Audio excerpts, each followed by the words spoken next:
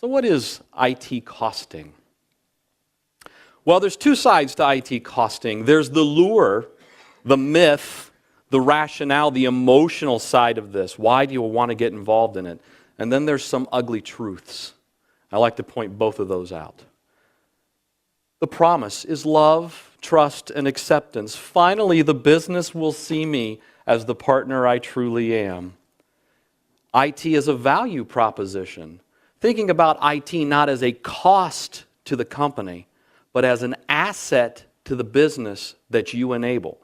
If you think about it today, there is no service, no business that operates without IT. And as far as I can see in the future, there will be none coming that do not operate without IT.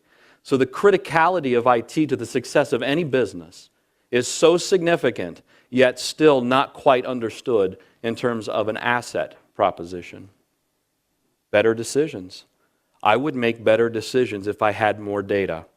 So you did presentation on SLAs. When you did your data and you got your data, how many SLAs did you change? Change a lot, change few, change none. Change none. Fascinating. You fixed IT to meet the SLA. From a cost standpoint, if you understood that, you may have had a different conversation. Sometimes the business SLAs are unreasonable. They're expensive. They're ridiculous. They make no sense.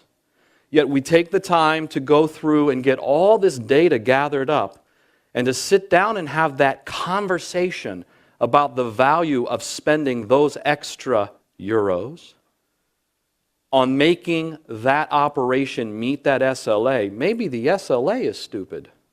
Yes? Possibility at least. Intelligence. Well, intelligence requires you to understand not just the IT side, not just the data side, but the financial side. So that's sort of the promise, the lure, what's sexy about IT costing. Here's the ugly truth. Trust is still earned. So the fact of the matter is you could have all the data you want. If the business does not trust you at the table, it doesn't matter. They're still going to do what they want to do and still impose what they think is the best solution. IT has to be business savvy because business isn't going to get IT savvy. It's interesting to me that as IT becomes more and more critical to the success of a business operation, that we still don't have business leaders who truly understand IT. They might understand the industry that they're in, but I don't know how many CIOs become CEOs. Not very many, especially if you get outside of a software company. So the fact is business leaders aren't coming across the table to better understand IT. So IT is going to have to come across the table. And that means having IT conversations in business lingo, in business terms.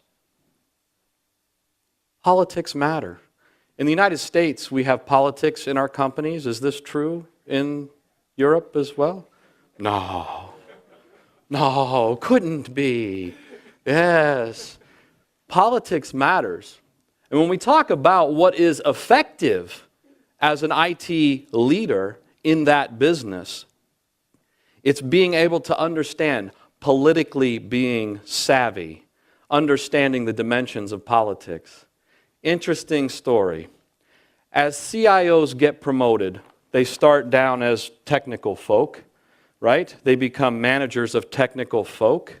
They become leaders of technical folk, right? What skills are they getting promoted for? Technical savvy. I know what a batch job is. I know what a server looks like and how it operates. Are they being promoted like their business peers because they know how to run a P&L? Not always. Because they know how to barter at the table? Because they know how to make a good business case for their investments? Not usually. And the frustrating point is CIOs get to the table with their business partner peers, and their business partners have been horse trading their whole career, and they're good at it. And the CIOs are outgunned. They simply can't hold when it comes to that conversation. So what do they say? They go to what I call technobabble. If you don't do this, disaster recovery won't work. If you don't do this, your systems will fail. Right? And what do their business partners say? Fine. And they walk away. Hey, IT, why is it so expensive? Data spins. Data spins. So I saw lots of data up on the previous two presentations. We have tons of data in IT. IT guys love data, don't you? Data's good. 0, 1, 1, 1, 0, 0, 0, 0, 1, 0, 1, 0. Yeah, love that stuff. Give me lots of it. Transforming data into intelligent storytelling for the business is a huge challenge. But guess what they're really good at? Twisting stories. Yes? So you have to be a good storyteller, or the story will get played back different than how you intended it. So there's pros and there's cons. There's a lure to want to do this well, but I have to tell you, there is challenge and pitfall.